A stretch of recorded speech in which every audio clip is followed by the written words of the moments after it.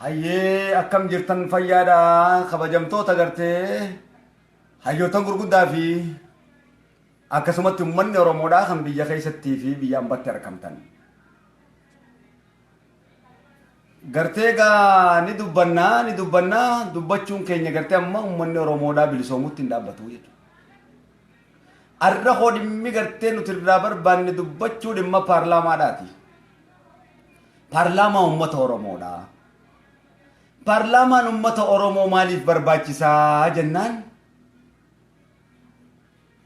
Nama paarlaamaa gartee paarlaamaa jechuun mootummaadha. Mootummaa uummanni gartee kutaa lamaa Gondarii fi Goojjaamuu ni qaba, Tigree fi Shaabiyaanuu ni qabdi. Paarlaamaa uummata Oromoo kan kutaa 11 bal'aa dhiisa. Hangammatti maaltu uummata Oromoo fixee jennee yoo kan gadi ilaallu taate qabxii kana paarlaamaa dhabuutu nu fixe. Waa'ee paarlaamaa hoo eentu godhuu qabaa jenneeti ilaalla. Paarlaamaa gartee warri godhuu qaban obbo Johaarfatu godha. Obbo Garasuufatu godha. Obbo Maraara Guddinafatu godha. Dhaabotii siyaasaa hundaatu walitti galee obbo Leencoofatu godha. Obbo Daawwitfatu godha. Obbo Bacaalaa godha jechuudha. Hayyoottan Oromoon gurguddaadha waan qabu ta'eef. Profeesar Mahamad Hassan faa godha. Hayyoottan gayaa Oromoo waan qabuuf. Namni bilisummaa yaadu isa kana. Waraanni hoo qayroodhaaf fi waboodha tahaa jechuudha. Paarlaamaa kan ni gargaarra maallaqa jennee uummata guutuu gaafadheetiin jira. Waa'ee qawwee irratti uummanni gartee akka gargaaru qabsoo ni gargaarra je'eeti jira. Kara kamiin immoo akka gargaaru eenyu akka uummata Oromoo kana hogganu namni beeku hin jiru gammatti. Uummanni gartee hayyootan biyyaan baa keessa jira walitti ijaaramanii yoon gartee dhaaba siyaasaatiin illee walii galuu baatan Oromummaan hidda dhalootaati dhiigaa. Oromummaa isaanii irratti walii galanii nu baraaruutu irra jiraata. Qabsoo ragoo qabsiisuutu irra jiraata. Paarlaamaan hoggaa walitti ijaaraman paarlaamaa kanaatu gartee abbaa barbaadeni shuuma abbaa barbaadeni buusa. Paarlaamaa yoo qabaatiin wannummaan ta'uu danda'u tokkollee hin jiru. Qawwee binnaa yoo jenne maallaqa eenyutti kannina. Akkanumatti namuma karaa deemtutti maallaqni hin kennamu. Nama jaarmee qabutti kennama. Paarlaamaa diduun immoo bilisummaa uummata Oromoo diduutti lakkaawama.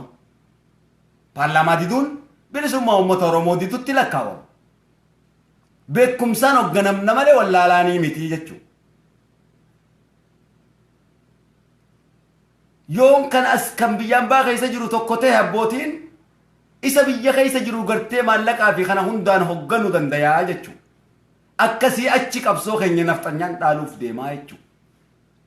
Dhugaa walitti himan firummaa waan hin banneef waan hin taane hin hojjannu. Waliin maraachinu. Amma dhaabbanneeti jirra dhiyeenya kana. Gadi dhaabbannee dubbachuu dadhabneeti jirra. Hamma uummanni kun tokko ta'utti jenne. Hanga hooggantoonni tokko ta'anitti. Arraan tan hooggantoonni ol qunnamanii turan. Ummataanii safaa walitti deddeebisaa turan. Dhaabotiin siyaasaa guutuu wal geessee jirti. Uummanni Oromoodhaa kan biyyaan baa keessa jirus kan biyya keessa jiruu isaa rakkinuma. Kanaaf ammallee hatattamatti paarlaamaan kun gartee ijaaramuudha qaba. Waa'ee garaagarummaa dhaaba siyaasaa yoo ta'e hoo filannoo uummata Oromootiif hin dhiisa. Uummanni Oromoo fedha bilisummaa uummata Oromoo filatu, fedhu kaawaa filatu, fedhi ODF filatu. Bilisummaa uummata Oromootii barbaanna. Dhiiga dhangala'ee gumaa baasuu barbaanna. Dhiiga keenya kan dhangala'ee gumaa baasuu barbaanna. Kanaaf qeeroon isa ka dhaabbatu tahee jechuudha. Ejjennoo fudhachaa jirurra. Kanaaf qeeroonis ejjennoo fudhaturraa dhaabbatee jechuudha.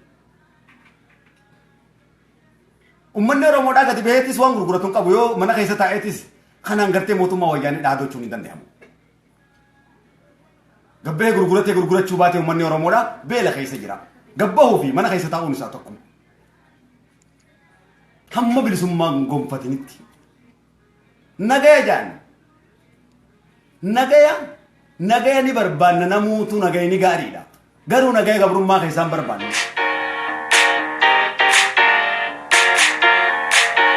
Hatatamatti duuba gabaabbichoonni nuti jechuu barbaanne maallaqaa fi waa hundaanuu gartee bira dhaabbanna.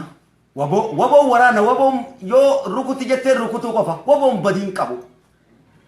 Waboon rukutuu qofa dhayyoo jetteen ni dhawa dhaabbadhu jetteen ni dhaabbata jechuudha. Waboon waraana badiin qabu waboon kumaan tamaan ammas nu hundinuu waboodha waboon akka jiru shakkii takka hin qabu. Hoggantoonni gurguddaan dhaabotii siyaasaa alaabaa gosa sadiitu jira. Alaabaa sadiitu jira.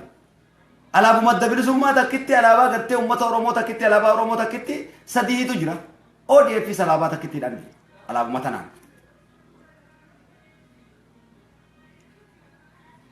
Bifa sadii hin jirti. Alaabaan takkitti bifa sadii ta'uun karoora sadii hin deemuun maali? Takka hoo hin wareegamina dhaabbadhaan nun jechuu takkaa takko taaneeti jirra. Kan nuti wallaalaa tokko taane gurguddaan tokko ta'uu wanni sadii buuf hin jiru ammallee gartee walga'iin kun itti deebi'amee ummata duratti gadi ta'amee paarlaamaa jaalattanii jibbitanii ta'uu irra jiraata. Mirga hoggan ani mirga dubbadhe beekumsa hoggan dubbadhe mirgan dubbadhu gartee hogganaadhaa miti wayyaanii duras dhaabbateetuman dubbachaa ture mirga. Mirga Oromummaatiin dubbadhaan hoggansaa miti. Ani takka waan biraati miti ummata Oromoo tokkorraa tokko. Mirga kan kootiin nin dubbadha hoggansa feetetti obbo Leencottis nan dubbadha obbo Jaarittis nan dubbadha obbuma abbaa fedhettu mirga kan koo nan dubbadha.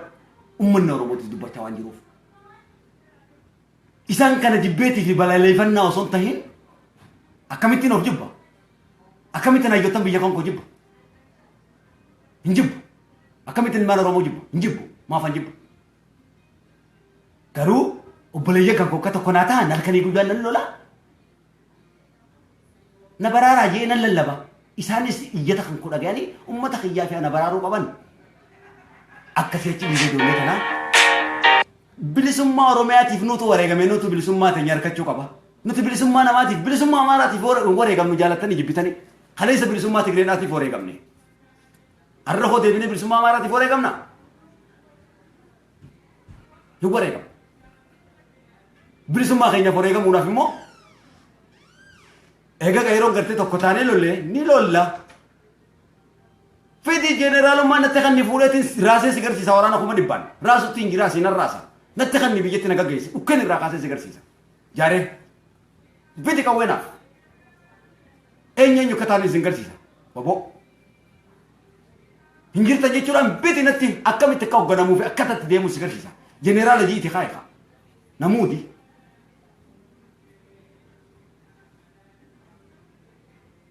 Ta'amee immoo bara gabrummaadhaa dheeressuun hin barbaachisu. Amma atattamitti paarlaamaa godhama.